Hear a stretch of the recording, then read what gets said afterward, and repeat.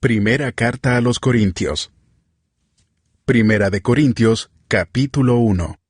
Pablo, llamado por la voluntad de Dios a ser apóstol de Cristo Jesús, y nuestro hermano Sóstenes, a la iglesia de Dios que está en Corinto, a los que han sido santificados en Cristo Jesús y llamados a ser su santo pueblo, junto con todos los que en todas partes invocan el nombre de nuestro Señor Jesucristo, Señor de ellos y de nosotros. Que Dios nuestro Padre y el Señor Jesucristo les concedan gracia y paz. Siempre doy gracias a Dios por ustedes, pues Él, en Cristo Jesús, les ha dado su gracia. Unidos a Cristo ustedes se han llenado de toda riqueza, tanto en palabra como en conocimiento. Así se ha confirmado en ustedes nuestro testimonio acerca de Cristo, de modo que no les falta ningún don espiritual mientras esperan con ansias que se manifieste nuestro Señor Jesucristo. Él los mantendrá firmes hasta el fin, para que sean irreprochables en el día de nuestro Señor Jesucristo. Fiel es Dios, quien los ha llamado a tener comunión con su Hijo Jesucristo, nuestro Señor. Les suplico, hermanos, en el nombre de nuestro Señor Jesucristo, que todos vivan en armonía y que no haya divisiones entre ustedes, sino que se mantengan unidos en un mismo pensar y en un mismo propósito. Digo esto, hermanos míos, porque algunos de la familia de Cloé me han informado que hay rivalidades entre ustedes. Me refiero a que unos dicen, yo sigo a Pablo, otros afirman, yo a Apolos, otros, yo a Cefas, y otros, yo a Cristo. ¿Cómo? ¿Está dividido Cristo? ¿Acaso Pablo fue crucificado por ustedes? ¿O es que fueron bautizados en el nombre de Pablo? Gracias a Dios que no bauticé a ninguno de ustedes, excepto a Crispo y a Gayo, de modo que nadie puede decir que fue bautizado en mi nombre. Bueno, también bauticé a la familia de Estéfanas. Fuera de estos, no recuerdo haber bautizado a ningún otro. Pues Cristo no me envió a bautizar, sino a predicar el Evangelio, y eso sin discursos de sabiduría humana, para que la cruz de Cristo no perdiera su eficacia. Me explico. El mensaje de la cruz es una locura para los que se pierden. En cambio, para los que se salvan, es decir, para nosotros, este mensaje es el poder de Dios. Pues está escrito, destruiré la sabiduría de los sabios, frustraré la inteligencia de los inteligentes. ¿Dónde está el sabio? ¿Dónde el erudito? ¿Dónde el filósofo de esta época? ¿No ha convertido Dios en locura la sabiduría de este mundo? Ya que Dios, en su sabio designio, dispuso que el mundo no lo conociera mediante la sabiduría humana. Tuvo a bien salvar, mediante la locura de la predicación, a los que creen. Los judíos piden señales milagrosas y los gentiles buscan sabiduría, mientras que nosotros predicamos a Cristo crucificado. Este mensaje es motivo de tropiezo para los judíos, y es locura para los gentiles, pero para los que Dios ha llamado, lo mismo judíos que gentiles, Cristo es el poder de Dios y la sabiduría de Dios. Pues la locura de Dios es más sabia que la sabiduría humana, y la debilidad de Dios es más fuerte que la fuerza humana. Hermanos, consideren su propio llamamiento. No muchos de ustedes son sabios, según criterios meramente humanos.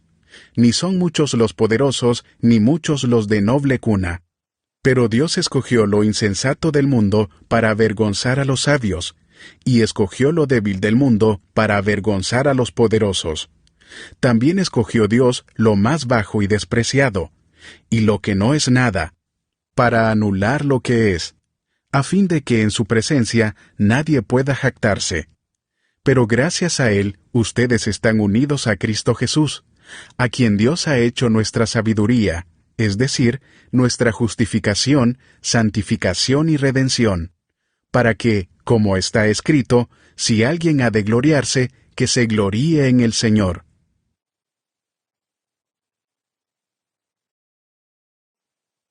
Primera de Corintios, capítulo 2.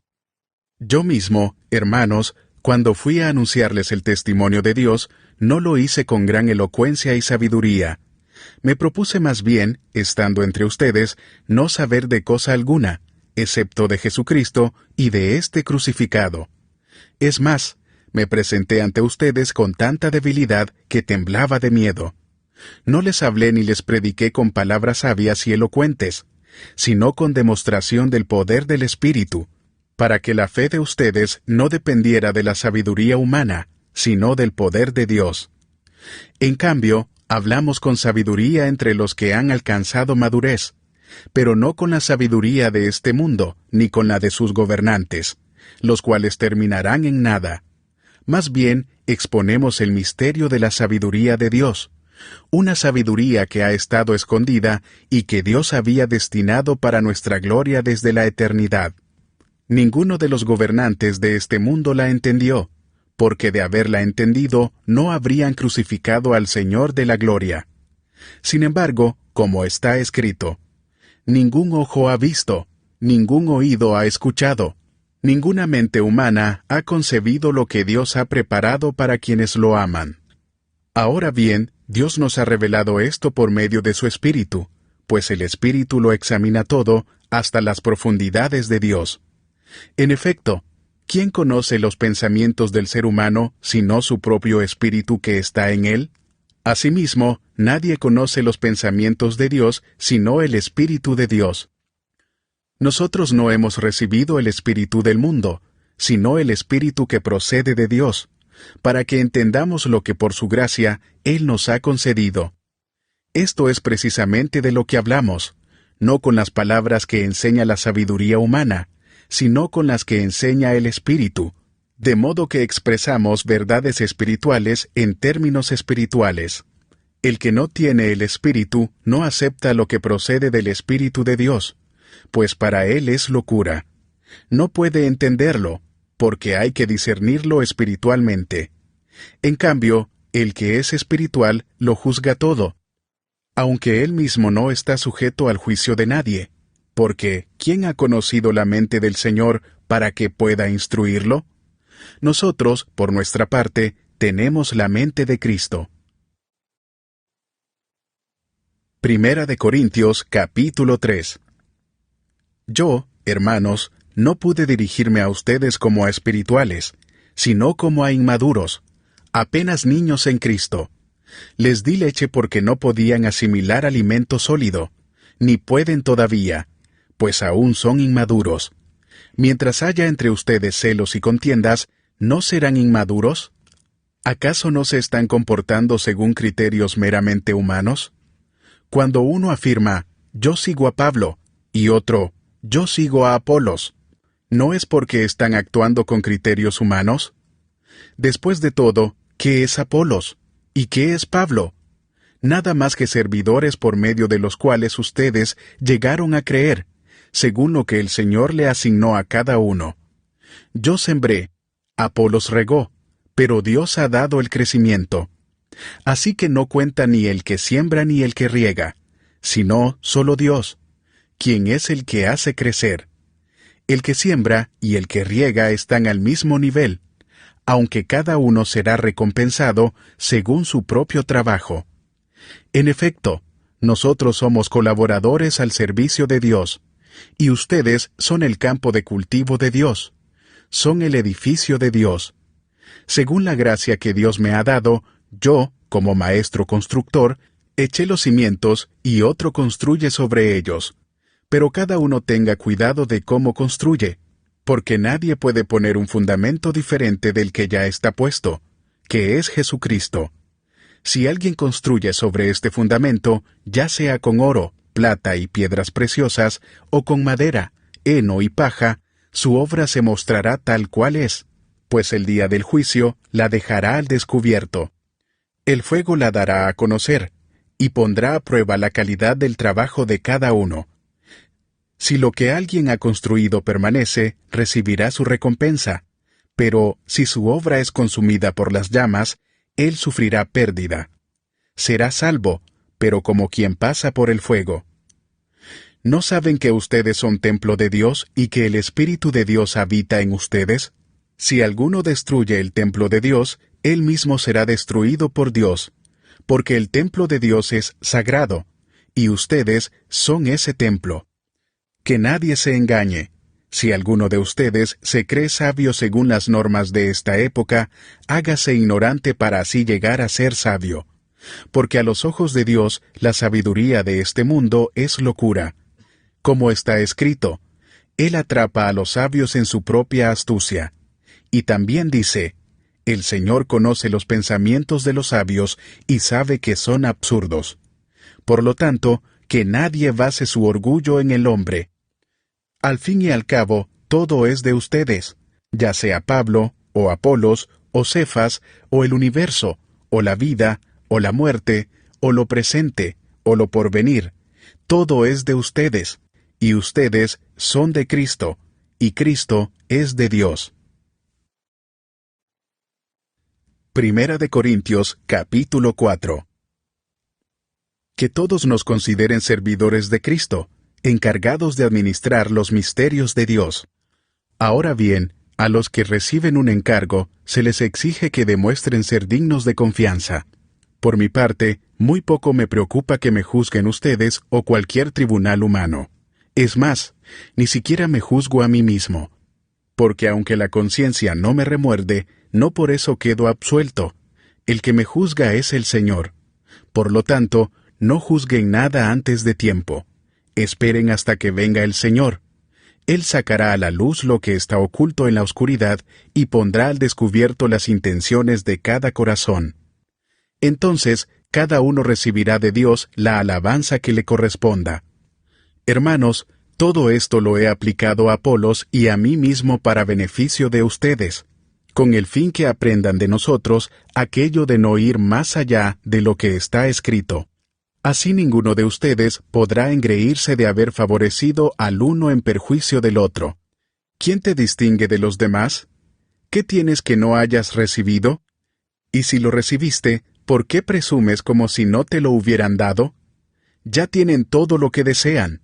Ya se han enriquecido. Han llegado a ser reyes, y eso sin nosotros. Ojalá fueran de veras reyes para que también nosotros reináramos con ustedes. Por lo que veo, a nosotros los apóstoles, Dios nos ha hecho desfilar en el último lugar, como a los sentenciados a muerte.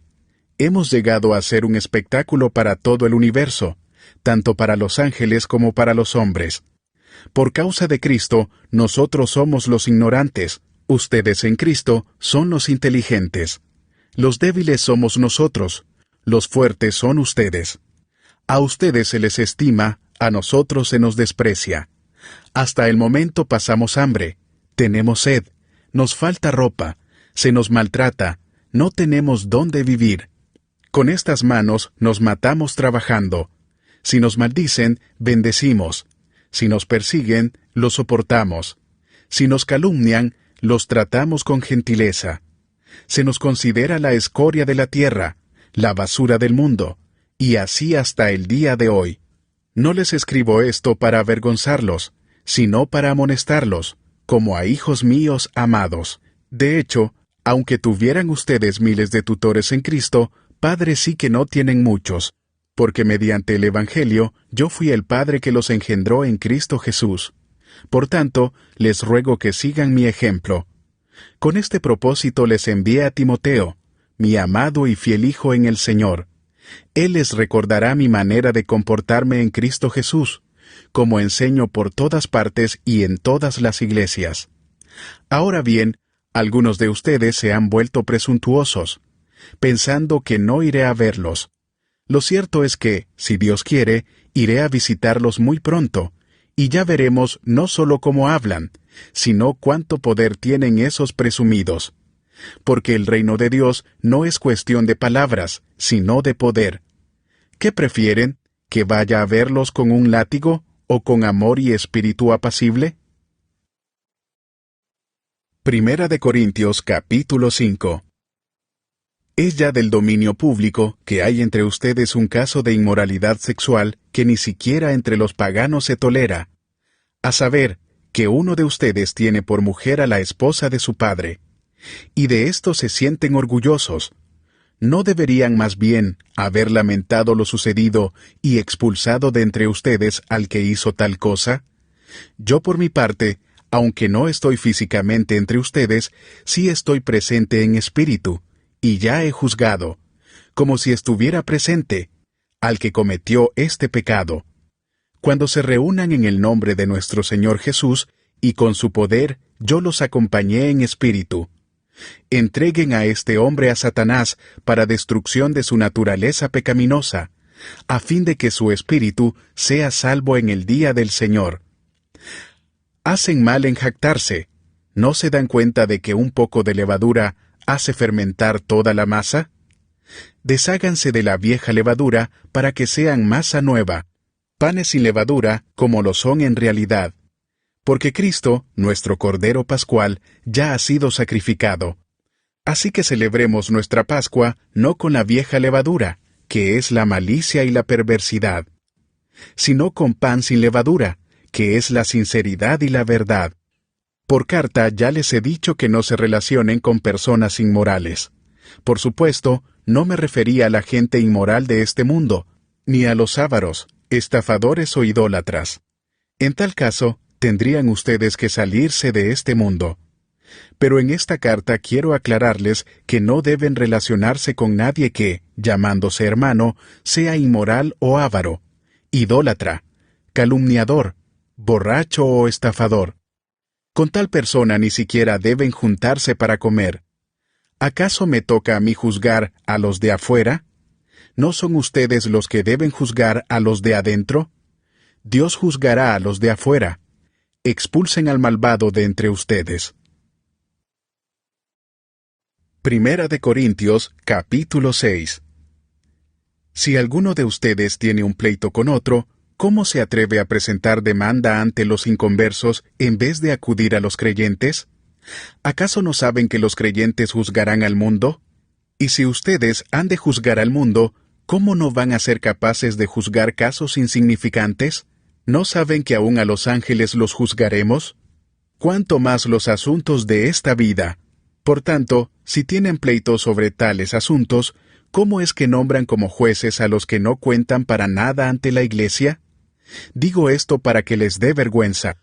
¿Acaso no hay entre ustedes nadie lo bastante sabio como para juzgar un pleito entre creyentes? Al contrario, un hermano demanda a otro, y esto ante los incrédulos. En realidad, ya es una grave falla el solo hecho de que haya pleitos entre ustedes. ¿No sería mejor soportar la injusticia?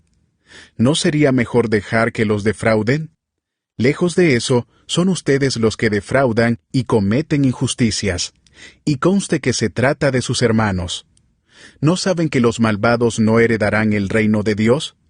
No se dejen engañar, ni los fornicarios, ni los idólatras, ni los adúlteros, ni los sodomitas, ni los pervertidos sexuales, ni los ladrones, ni los ávaros, ni los borrachos, ni los calumniadores, ni los estafadores heredarán el reino de Dios.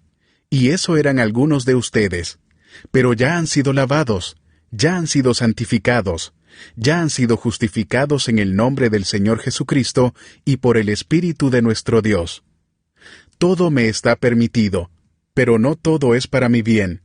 Todo me está permitido, pero no dejaré que nada me domine. Los alimentos son para el estómago, y el estómago para los alimentos. Así es, y Dios los destruirá a ambos. Pero el cuerpo no es para la inmoralidad sexual, sino para el Señor, y el Señor para el cuerpo. Con su poder Dios resucitó al Señor, y nos resucitará también a nosotros. ¿No saben que sus cuerpos son miembros de Cristo mismo? ¿Tomaré acaso los miembros de Cristo para unirlos con una prostituta? Jamás. ¿No saben que el que se une a una prostituta se hace un solo cuerpo con ella? Pues la Escritura dice, los dos llegarán a ser un solo cuerpo, pero el que se une al Señor se hace uno con Él en espíritu. Huyan de la inmoralidad sexual. Todos los demás pecados que una persona comete quedan fuera de su cuerpo, pero el que comete inmoralidades sexuales peca contra su propio cuerpo. ¿Acaso no saben que su cuerpo es templo del Espíritu Santo, quien está en ustedes y al que han recibido de parte de Dios? Ustedes no son sus propios dueños. Fueron comprados por un precio. Por tanto, honren con su cuerpo a Dios. Primera de Corintios, capítulo 7. Paso ahora a los asuntos que me plantearon por escrito. Es mejor no tener relaciones sexuales, pero en vista de tanta inmoralidad, cada hombre debe tener su propia esposa, y cada mujer su propio esposo. El hombre debe cumplir su deber conyugal con su esposa, e igualmente la mujer con su esposo. La mujer ya no tiene derecho sobre su propio cuerpo, sino su esposo. Tampoco el hombre tiene derecho sobre su propio cuerpo, sino su esposa. No se nieguen el uno al otro, a no ser de común acuerdo y solo por un tiempo, para dedicarse a la oración. No tarden en volver a unirse nuevamente. De lo contrario, pueden caer en tentación de Satanás, por falta de dominio propio. Ahora bien, esto lo digo como una concesión y no como una orden. En realidad, preferiría que todos fueran como yo. No obstante, cada uno tiene de Dios su propio don. Este posee uno, aquel otro. A los solteros y a las viudas les digo que sería mejor que se quedaran como yo. Pero, si no pueden dominarse, que se casen, porque es preferible casarse que quemarse de pasión. A los casados les doy la siguiente orden, no yo, sino el Señor: que la mujer no se separe de su esposo. Sin embargo, si se separa, que no se vuelva a casar. De lo contrario, que se reconcilie con su esposo. Asimismo, que el hombre no se divorcie de su esposa. A los demás les digo, yo, no es mandamiento del Señor. Si algún hermano tiene una esposa que no es creyente, y ella consiente en vivir con él, que no se divorcie de ella. Y si una mujer tiene un esposo que no es creyente, y él consiente en vivir con ella, que no se divorcie de él. Porque el esposo no creyente ha sido santificado por la unión con su esposa, y la esposa no creyente ha sido santificada por la unión con su esposo creyente. Si así no fuera, sus hijos serían impuros, mientras que, de hecho, son santos. Sin embargo, si el cónyuge no creyente decide separarse, no se lo impidan. En tales circunstancias, el cónyuge creyente queda sin obligación. Dios nos ha llamado a vivir en paz. ¿Cómo sabes tú, mujer, si acaso salvarás a tu esposo? ¿O cómo sabes tú, hombre, si acaso salvarás a tu esposa? En cualquier caso, cada uno debe vivir conforme a la condición que el Señor le asignó y a la cual Dios lo ha llamado.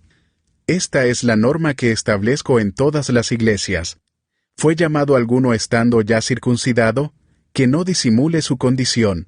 ¿Fue llamado alguno sin estar circuncidado? Que no se circuncide. Para nada cuenta estar o no estar circuncidado. Lo que importa es cumplir los mandatos de Dios.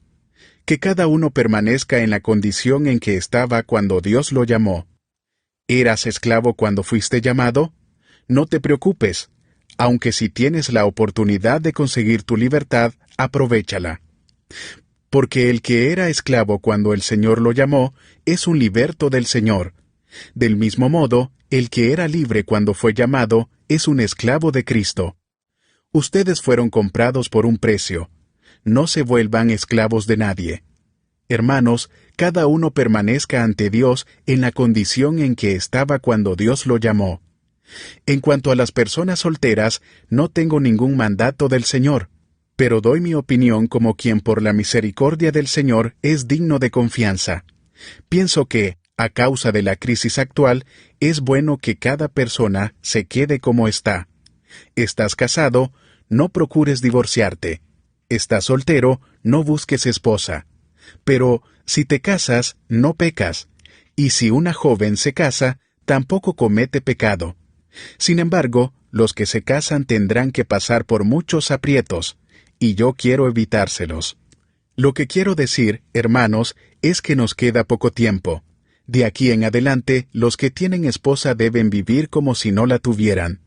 Los que lloran, como si no lloraran. Los que se alegran, como si no se alegraran. Los que compran algo, como si no lo poseyeran. Los que disfrutan de las cosas de este mundo, como si no disfrutaran de ellas.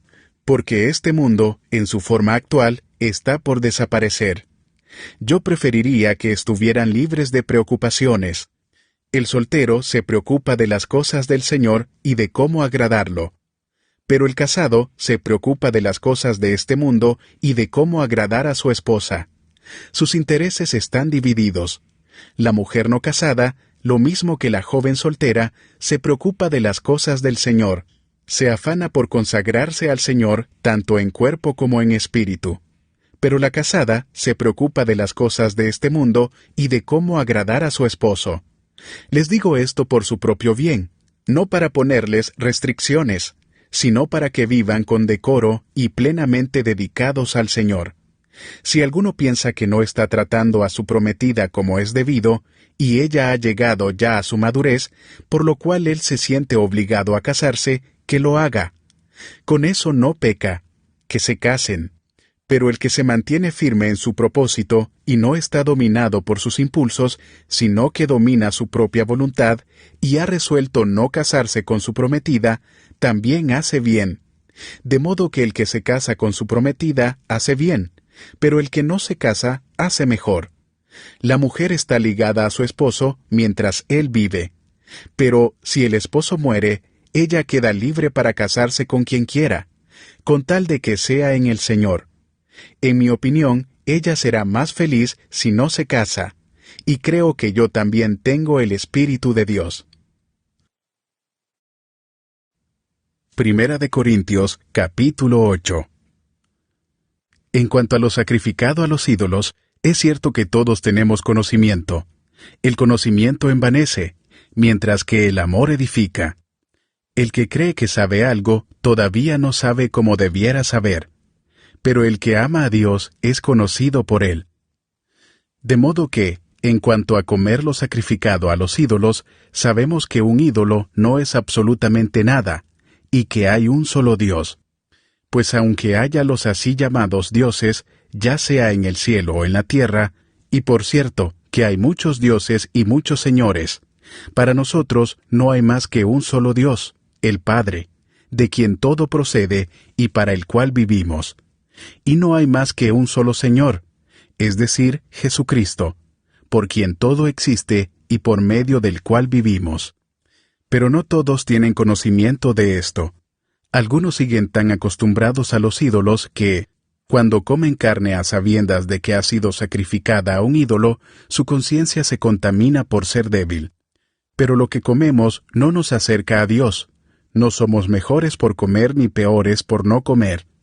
Sin embargo, tengan cuidado de que su libertad no se convierta en motivo de tropiezo para los débiles. Porque si alguien de conciencia débil te ve a ti, que tienes este conocimiento, comer en el templo de un ídolo, ¿no se sentirá animado a comer lo que ha sido sacrificado a los ídolos? Entonces ese hermano débil, por quien Cristo murió, se perderá a causa de tu conocimiento. Al pecar así contra los hermanos, hiriendo su débil conciencia, pecan ustedes contra Cristo. Por lo tanto, si mi comida ocasiona la caída de mi hermano, no comeré carne jamás, para no hacerlo caer en pecado. Primera de Corintios, capítulo 9. ¿No soy libre? ¿No soy apóstol? ¿No he visto a Jesús nuestro Señor? ¿No son ustedes el fruto de mi trabajo en el Señor? Aunque otros no me reconozcan como apóstol, para ustedes sí lo soy.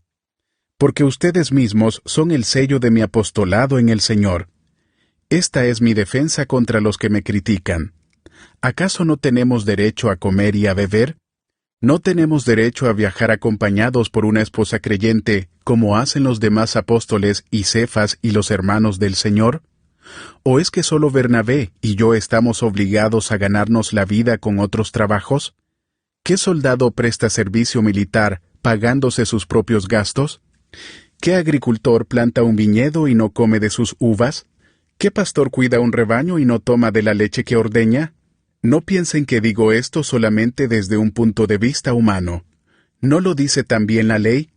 Porque en la ley de Moisés está escrito: no le pongas bozal al buey mientras esté trillando. ¿Acaso se preocupa Dios por los bueyes, o lo dice más bien por nosotros? Por supuesto que lo dice por nosotros, porque cuando el labrador ara y el segador trilla, deben hacerlo con la esperanza de participar de la cosecha.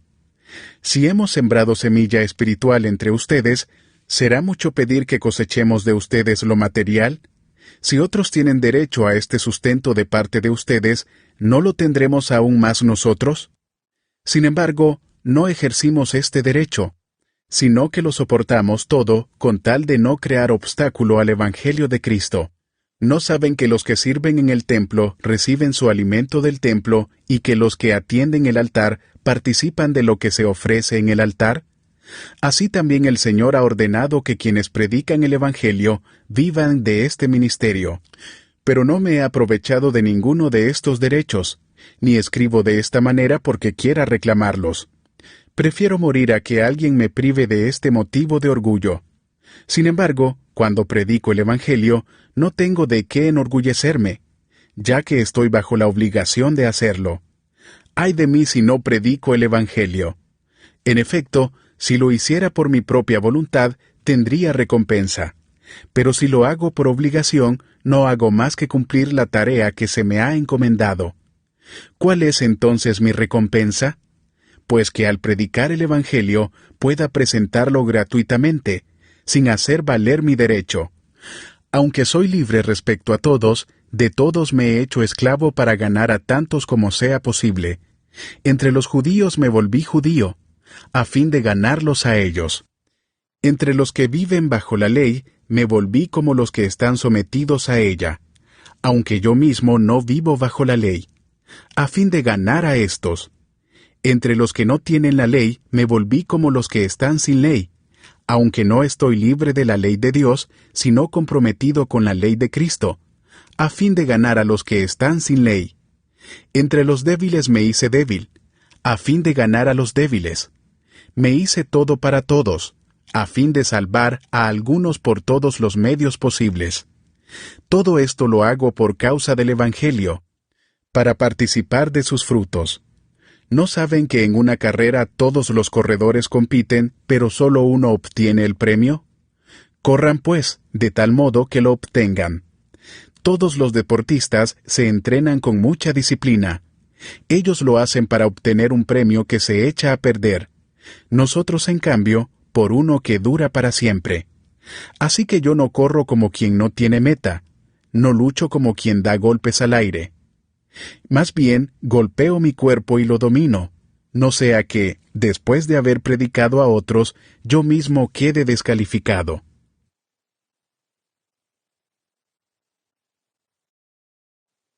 Primera de Corintios, capítulo 10. No quiero que desconozcan, hermanos, que nuestros antepasados estuvieron todos bajo la nube y que todos atravesaron el mar. Todos ellos fueron bautizados en la nube y en el mar para unirse a Moisés. Todos también comieron el mismo alimento espiritual y tomaron la misma bebida espiritual, pues bebían de la roca espiritual que los acompañaba, y la roca era Cristo. Sin embargo, la mayoría de ellos no agradaron a Dios, y sus cuerpos quedaron tendidos en el desierto. Todo eso sucedió para servirnos de ejemplo, a fin de que no nos apasionemos por lo malo, como lo hicieron ellos. No sean idólatras, como lo fueron algunos de ellos, según está escrito. Se sentó el pueblo a comer y a beber, y se entregó al desenfreno. No cometamos inmoralidad sexual, como algunos lo hicieron, por lo que en un solo día perecieron 23,000. Tampoco pongamos a prueba al Señor, como lo hicieron algunos y murieron víctimas de las serpientes.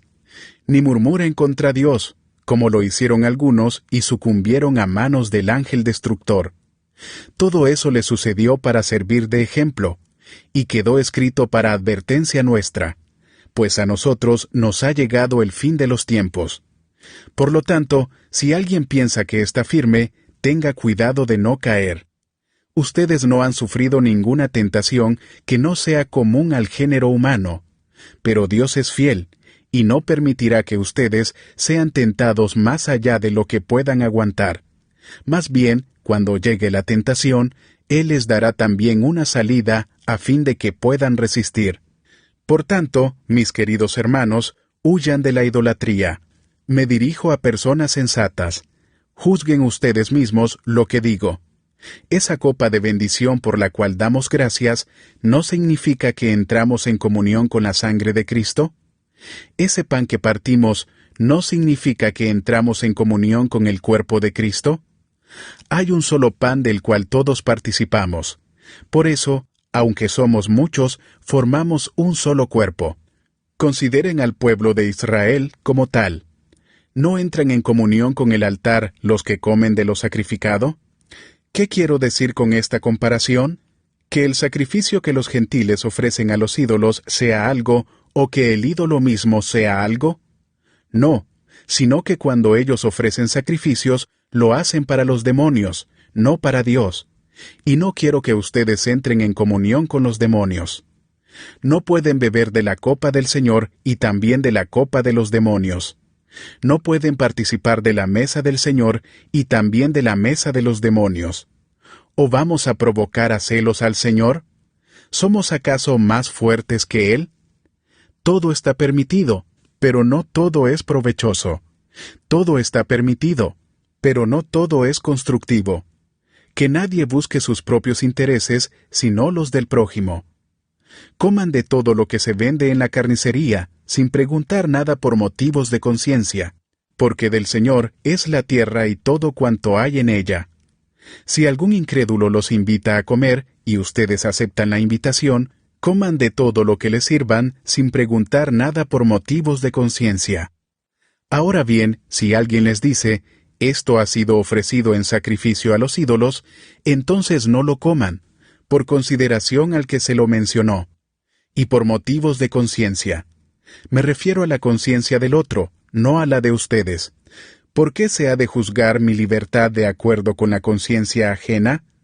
Si con gratitud participo de la comida, ¿me van a condenar por comer algo por lo cual doy gracias a Dios?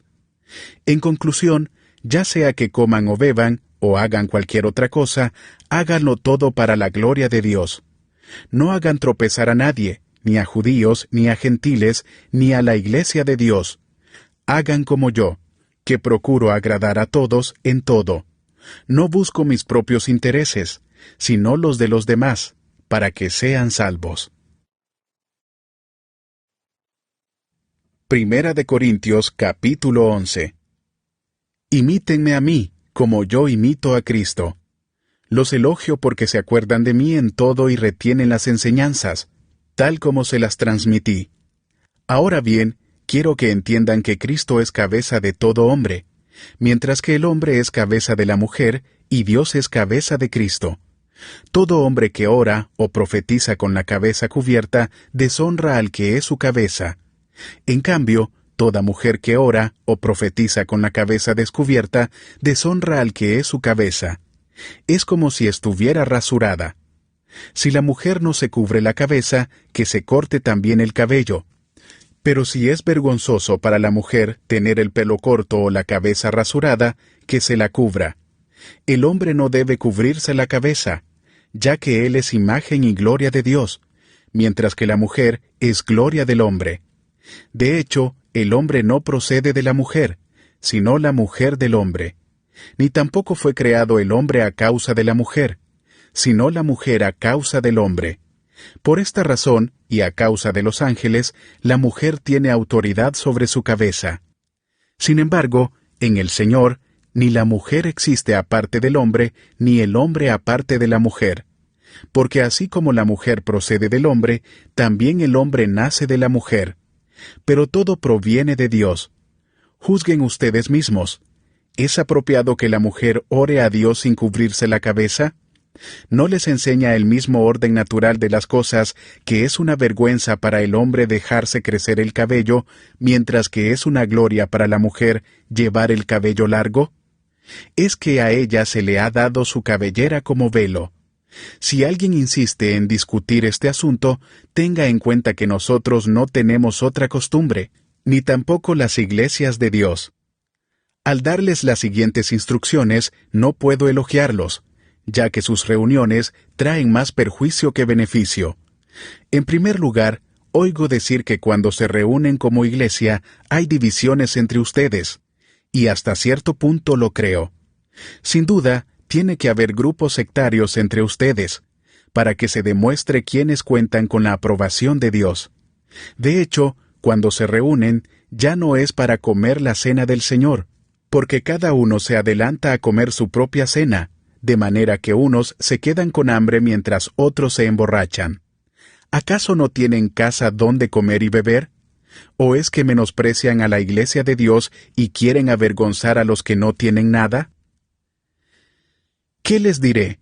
¿Voy a elogiarlos por esto? Claro que no. Yo recibí del Señor lo mismo que les transmití a ustedes, que el Señor Jesús, la noche en que fue traicionado, tomó pan, y después de dar gracias, lo partió y dijo: «Este pan es mi cuerpo, que por ustedes entrego. Hagan esto en memoria de mí».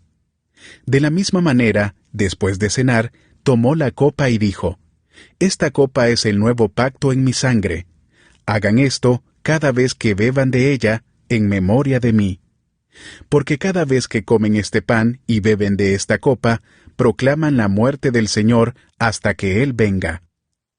Por lo tanto, cualquiera que coma el pan o beba de la copa del Señor de manera indigna, será culpable de pecar contra el cuerpo y la sangre del Señor. Así que cada uno debe examinarse a sí mismo antes de comer el pan y beber de la copa. Porque el que come y bebe sin discernir el cuerpo, come y bebe su propia condena. Por eso hay entre ustedes muchos débiles y enfermos, e incluso varios han muerto. Si nos examináramos a nosotros mismos, no se nos juzgaría. Pero si nos juzga el Señor, nos disciplina para que no seamos condenados con el mundo. Así que, hermanos míos, cuando se reúnan para comer, espérense unos a otros. Si alguno tiene hambre, que coma en su casa, para que las reuniones de ustedes no resulten dignas de condenación. Los demás asuntos los arreglaré cuando los visite. Primera de Corintios, capítulo 12. En cuanto a los dones espirituales, hermanos, quiero que entiendan bien este asunto. Ustedes saben que cuando eran paganos se dejaban arrastrar hacia los ídolos mudos. Por eso les advierto que nadie que esté hablando por el Espíritu de Dios puede maldecir a Jesús. Ni nadie puede decir: Jesús es el Señor, sino por el Espíritu Santo. Ahora bien, hay diversos dones, pero un mismo Espíritu. Hay diversas maneras de servir, pero un mismo Señor. Hay diversas funciones, pero es un mismo Dios el que hace todas las cosas en todos. A cada uno se le da una manifestación especial del Espíritu para el bien de los demás. A unos, Dios les da por el Espíritu palabra de sabiduría; a otros, por el mismo Espíritu, palabra de conocimiento; a otros, fe por medio del mismo Espíritu; a otros, y por ese mismo Espíritu, dones para sanar enfermos; a otros, poderes milagrosos; a otros, profecía; a otros, el discernir espíritus; a otros, el hablar en diversas lenguas; y a otros, el interpretar lenguas. Todo esto lo hace un mismo y único Espíritu, quien reparte a cada uno según Él lo determina. De hecho, aunque el cuerpo es uno solo, tiene muchos miembros, y todos los miembros, no obstante ser muchos, forman un solo cuerpo. Así sucede con Cristo. Todos fuimos bautizados por un solo Espíritu para constituir un solo cuerpo, ya seamos judíos o gentiles, esclavos o libres, y a todos se nos dio a beber de un mismo Espíritu. Ahora bien, el cuerpo no consta de un solo miembro, sino de muchos. Si el pie dijera: como no soy mano, no soy del cuerpo, no por eso dejaría de ser parte del cuerpo. Y si la oreja dijera: como no soy ojo, no soy del cuerpo, no por eso dejaría de ser parte del cuerpo. Si todo el cuerpo fuera ojo, ¿qué sería del oído? Si todo el cuerpo fuera oído, ¿qué sería del olfato? En realidad, Dios colocó cada miembro del cuerpo como mejor le pareció. Si todos ellos fueran un solo miembro, ¿qué sería del cuerpo? Lo cierto es que hay muchos miembros, pero el cuerpo es uno solo. El ojo no puede decirle a la mano: no te necesito, ni puede la cabeza decirles a los pies: no los necesito. Al contrario, los miembros del cuerpo que parecen más débiles son indispensables, y a los que nos parecen menos honrosos los tratamos con honra especial. Y se les trata con especial modestia a los miembros que nos parecen menos presentables, mientras que los más presentables no requieren trato especial. Así Dios ha dispuesto los miembros de nuestro cuerpo, dando mayor honra a los que menos tenían, a fin de que no haya división en el cuerpo, sino que sus miembros se preocupen por igual unos por otros. Si uno de los miembros sufre, los demás comparten su sufrimiento, y si uno de ellos recibe honor, los demás se alegran con él. Ahora bien, ustedes son el cuerpo de Cristo, y cada uno es miembro de ese cuerpo. En la Iglesia de Dios ha puesto, en primer lugar, apóstoles, en segundo lugar, profetas, en tercer lugar, maestros, luego los que hacen milagros, después los que tienen dones para sanar enfermos, los que ayudan a otros, los que administran y los que hablan en diversas lenguas. ¿Son todos apóstoles? ¿Son todos profetas? ¿Son todos maestros? ¿Hacen todos milagros? ¿Tienen todos dones para sanar enfermos? ¿Hablan todos en lenguas? ¿Acaso interpretan todos? Ustedes, por su parte, ambicionen los mejores dones. Ahora les voy a mostrar un camino más excelente. Primera de Corintios, capítulo 13. Si hablo en lenguas humanas y angelicales, pero no tengo amor, no soy más que un metal que resuena o un platillo que hace ruido. Si tengo el don de profecía, y entiendo todos los misterios, y poseo todo conocimiento, y si tengo una fe que logra trasladar montañas, pero me falta el amor, no soy nada. Si reparto entre los pobres todo lo que poseo, y si entrego mi cuerpo para que lo consuman las llamas, pero no tengo amor, nada gano con eso. El amor es paciente, es bondadoso. El amor no es envidioso, ni jactancioso, ni orgulloso. No se comporta con rudeza. No es egoísta. No se enoja fácilmente. No guarda rencor. El amor no se deleita en la maldad, sino que se regocija con la verdad. Todo lo disculpa, todo lo cree, todo lo espera, todo lo soporta. El amor jamás se extingue, mientras que el don de profecía cesará, el de lenguas será silenciado y el de conocimiento desaparecerá, porque conocemos y profetizamos de manera imperfecta. Pero cuando llegue lo perfecto, lo imperfecto desaparecerá. Cuando yo era niño, hablaba como niño, pensaba como niño, razonaba como niño.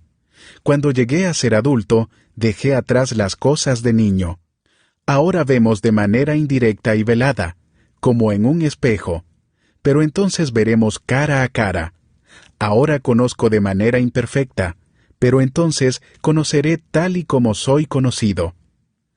Ahora pues permanecen estas tres virtudes, la fe, la esperanza y el amor, pero la más excelente de ellas es el amor. Primera de Corintios, capítulo 14. Empeñense en seguir el amor y ambicionen los dones espirituales, sobre todo el de profecía, porque el que habla en lenguas no habla a los demás, sino a Dios. En realidad, nadie le entiende lo que dice, pues habla misterios por el Espíritu. En cambio, el que profetiza habla a los demás para edificarlos, animarlos y consolarlos. El que habla en lenguas se edifica a sí mismo. En cambio, el que profetiza edifica a la iglesia. Yo quisiera que todos ustedes hablaran en lenguas, pero mucho más que profetizaran. El que profetiza aventaja al que habla en lenguas, a menos que éste también interprete, para que la iglesia reciba edificación. Hermanos, si ahora fuera a visitarlos y les hablara en lenguas, ¿de qué les serviría, a menos que les presentara alguna revelación, conocimiento, profecía o enseñanza?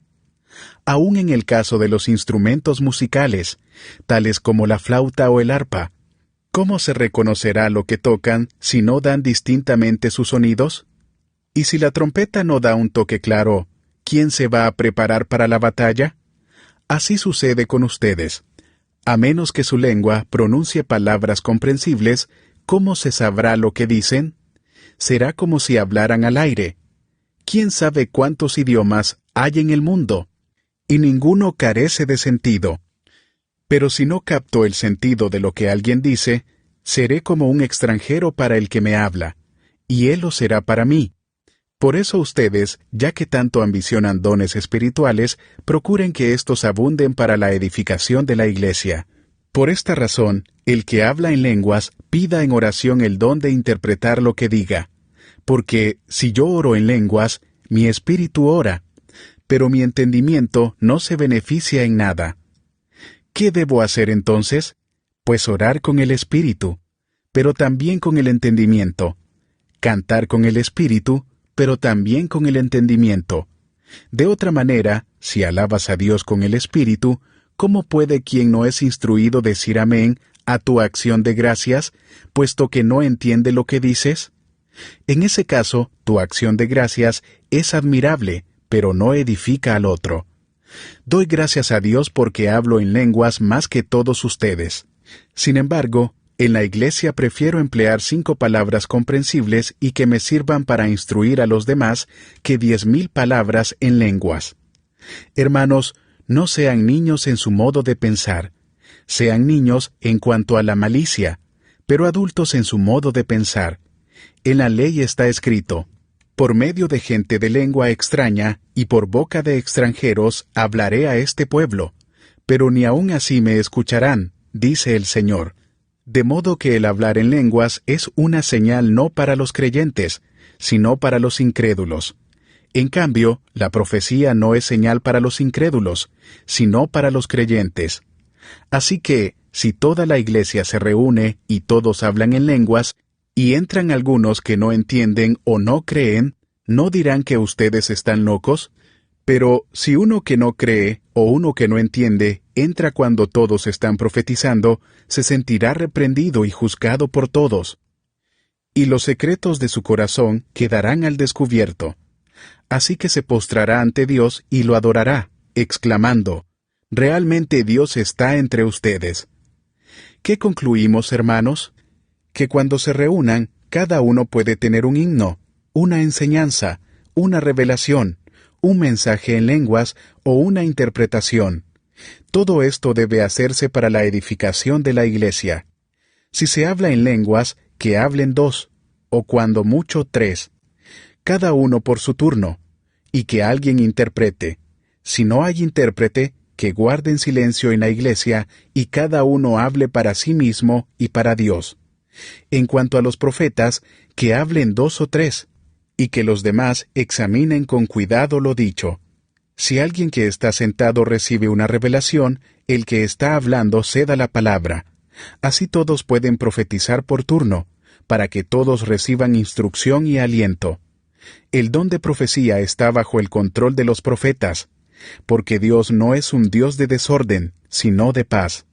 Como es costumbre en las congregaciones de los creyentes, guarden las mujeres silencio en la iglesia, pues no les está permitido hablar. Que estén sumisas, como lo establece la ley. Si quieren saber algo, que se lo pregunten en casa a sus esposos. Porque no está bien visto que una mujer hable en la iglesia. ¿Acaso la palabra de Dios procedió de ustedes? ¿O son ustedes los únicos que la han recibido? Si alguno se cree profeta o espiritual, reconozca que esto que les escribo es mandato del Señor. Si no lo reconoce, tampoco él será reconocido. Así que, hermanos míos, ambicionen el don de profetizar, y no prohíban que se hable en lenguas, pero todo debe hacerse de una manera apropiada y con orden.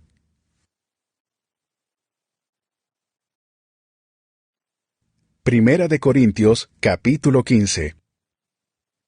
Ahora, hermanos, quiero recordarles el Evangelio que les prediqué, el mismo que recibieron y en el cual se mantienen firmes. Mediante este Evangelio son salvos, si se aferran a la palabra que les prediqué. De otro modo, habrán creído en vano. Porque ante todo, les transmití a ustedes lo que yo mismo recibí, que Cristo murió por nuestros pecados según las Escrituras, que fue sepultado, que resucitó al tercer día según las Escrituras, y que se apareció a Cefas y luego a los 12. Después se apareció a más de 500 hermanos a la vez, la mayoría de los cuales vive todavía, aunque algunos han muerto. Luego se apareció a Jacobo, más tarde a todos los apóstoles, y por último, como a uno nacido fuera de tiempo, se me apareció también a mí. Admito que yo soy el más insignificante de los apóstoles y que ni siquiera merezco ser llamado apóstol, porque perseguí a la iglesia de Dios. Pero por la gracia de Dios soy lo que soy, y la gracia que Él me concedió no fue infructuosa.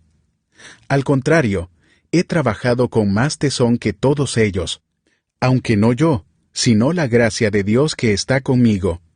En fin, ya sea que se trate de mí o de ellos, esto es lo que predicamos, y esto es lo que ustedes han creído.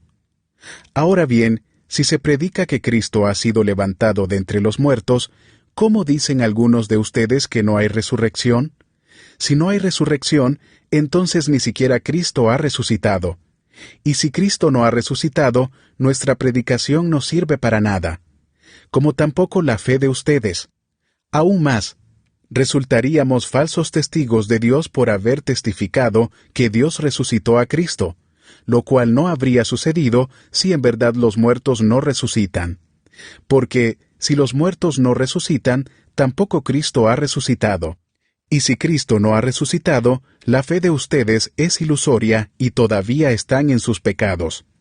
En este caso, también están perdidos los que murieron en Cristo.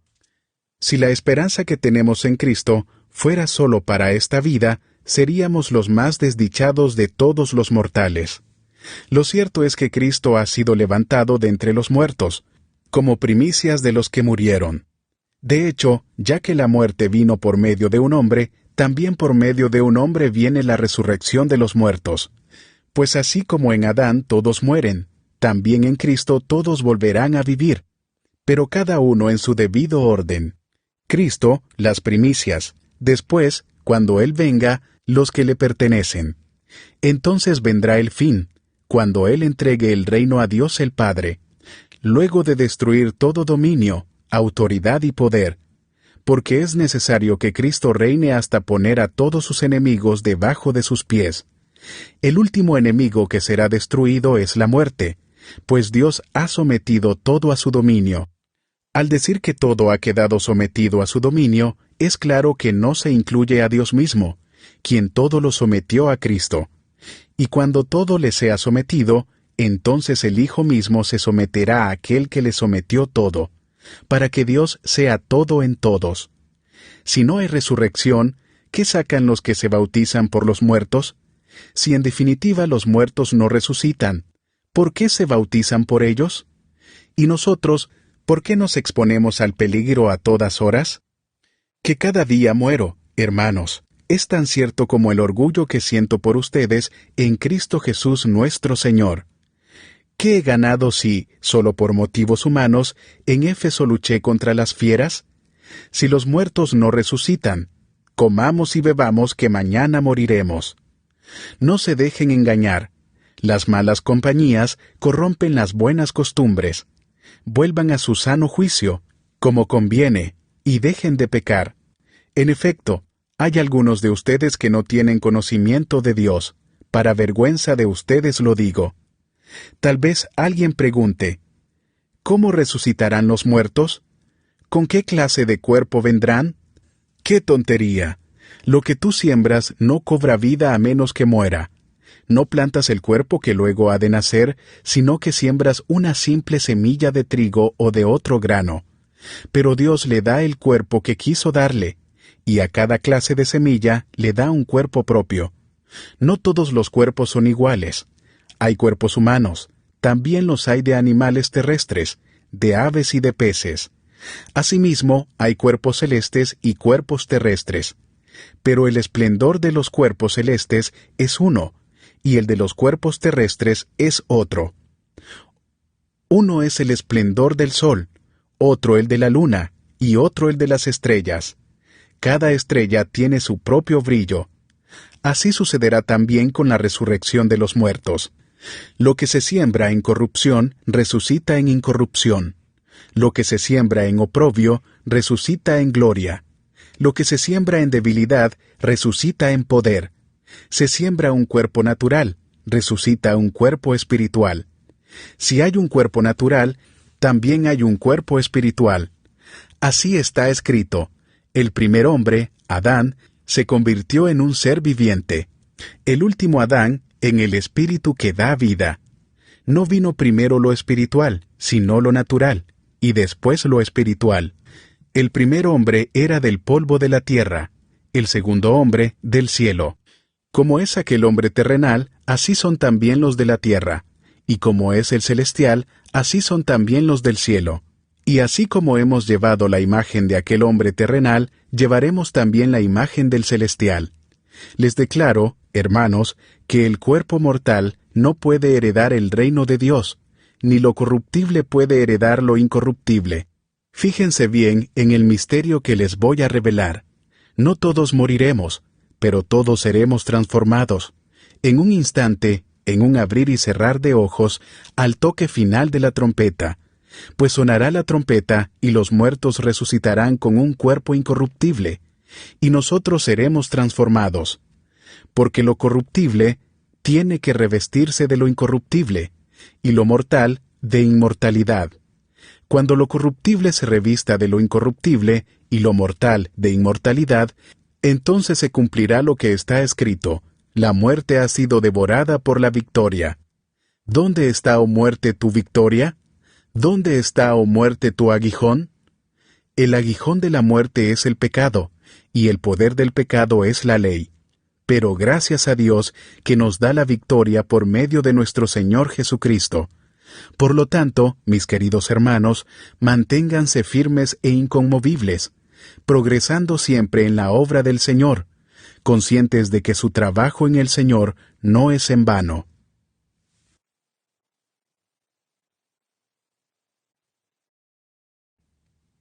Primera de Corintios, capítulo 16. En cuanto a la colecta para los creyentes, sigan las instrucciones que di a las iglesias de Galacia. El primer día de la semana, cada uno de ustedes aparte y guarde algún dinero conforme a sus ingresos, para que no se tenga que hacer colectas cuando yo vaya. Luego, cuando llegue, daré cartas de presentación a los que ustedes hayan aprobado y los enviaré a Jerusalén con los donativos que hayan recogido. Si conviene que yo también vaya, iremos juntos. Después de pasar por Macedonia, pues tengo que atravesar esa región, iré a verlos. Es posible que me quede con ustedes algún tiempo, y tal vez pase allí el invierno, para que me ayuden a seguir el viaje a donde quiera que vaya. Esta vez no quiero verlos solo de paso, más bien, espero permanecer algún tiempo con ustedes, si el Señor así lo permite. Pero me quedaré en Éfeso hasta Pentecostés, porque se me ha presentado una gran oportunidad para un trabajo eficaz, a pesar de que hay muchos en mi contra. Si llega Timoteo, procuren que se sienta cómodo entre ustedes, porque él trabaja como yo en la obra del Señor. Por tanto, que nadie lo menosprecie. Ayúdenlo a seguir su viaje en paz para que pueda volver a reunirse conmigo, pues estoy esperándolo junto con los hermanos. En cuanto a nuestro hermano Apolos, le rogué encarecidamente que en compañía de otros hermanos les hiciera una visita. No quiso de ninguna manera ir ahora, pero lo hará cuando se le presente la oportunidad. Manténganse alerta, permanezcan firmes en la fe, sean valientes y fuertes. Hagan todo con amor. Bien saben que los de la familia de Estéfanas fueron los primeros convertidos de Acaya, y que se han dedicado a servir a los creyentes. Les recomiendo, hermanos, que se pongan a disposición de aquellos y de todo el que colabore en este arduo trabajo. Me alegré cuando llegaron Estéfanas, Fortunato y Acaico, porque ellos han suplido lo que ustedes no podían darme, ya que han tranquilizado mi espíritu y también el de ustedes. Tales personas merecen que se les exprese reconocimiento. Las iglesias de la provincia de Asia les mandan saludos. Aquila y Priscila los saludan cordialmente en el Señor, como también la iglesia que se reúne en la casa de ellos. Todos los hermanos les mandan saludos. Salúdense unos a otros con un beso santo. Yo, Pablo, escribo este saludo de mi puño y letra. Si alguno no ama al Señor, quede bajo maldición. Maranata.